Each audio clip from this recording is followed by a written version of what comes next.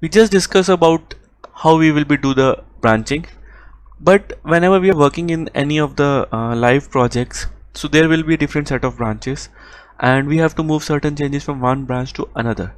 So how we will do that, how we will move some changes which I have done in my current branch, which is dev, to the any branch, let's say it's a QA.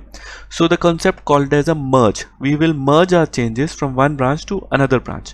So there are different strategies which has been provided in the Azure DevOps whenever we are discussing about the merge. Start with, we have a merge commit. So what does this mean? Here if you see on this figure, there is a master branch. I have created another branch, named it as a feature branch, and I have added two more commits. So there were three commits in the master branch ABC. Two commits I have added as a D and E. Now when I'm going to merge this feature branch to the master branch, what will happen?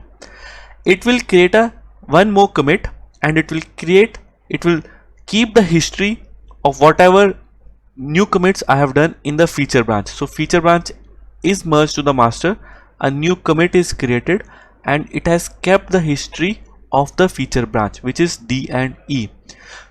So it says is we will keep all the commit history of the feature branch and move them into the master branch. Will add extra dummy commit. So it's termed as a dummy commit because it's of not of any much use. Okay, moving ahead, the next is squash merge. Squash merge is basically, we have a master branch, we have another branch, we have created another branch from the master branch, and we have added two commits in that, D and E. Whenever we are going to merge this feature to the master, what will happen? It will just throw all the commits and it will create a one dummy commit and name it as a F. It will not save any of the history of any of commits which we have done in the feature branch. So that we call it as a squash merge. Then there is another kind of merge, is rebase merge. Now what will happen in the rebase merge? So we have a master branch and ABC is the initial thing which we have added, and then we have added taken the one feature branch from the master branch. So ABC is the another feature branch. Just see here, just think in this way, ABC initially in the master, then we have created a new branch, named it as a feature, and then ABC commits are there in the feature. We have added two more commits in the feature. At the same time we have added some commits in the master. So whenever we are going to do the rebase merge, what it will do, it will take whatever the new commits in the feature, just add it on the top of master branch.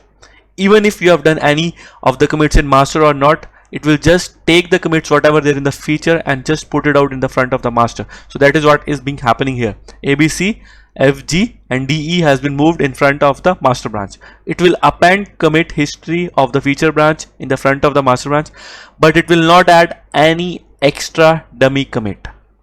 So we'll see in the next video how we will do it exactly. Oh, before going ahead, there's another merge which is named as a semi-linear merge. I've taken this figure directly from the DevOps server. I'll show it to you there also. So what happens in the semi-linear merge? It's a mix of rebase and the normal merge, which I just showed you at the first.